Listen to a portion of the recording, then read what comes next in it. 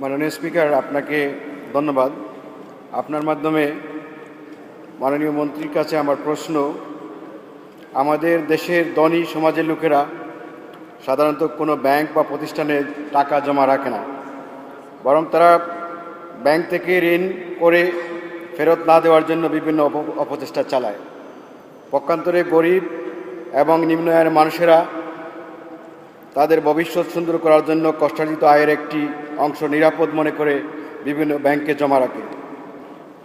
টিআইএনের গ্রহণ করাকে তারা ঝামেলা মনে করে, অথচ টিআইএন না থাকার কারণে তাদের নিকট থেকে উৎপাদিত অংশের 5% বেশি কর্তন করা হয়।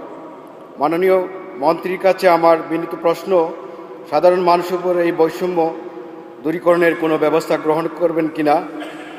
আরেকটি বিষয় হলো, জাতীয়ভাবে 18+ কর্মরত মানুষের এই টিএনের অধীনে আনার জন্য জাতীয়ভাবে কোনো পরিকল্পনা আছে কিনা মাননীয় মন্ত্রীর কাছে আমার প্রশ্ন।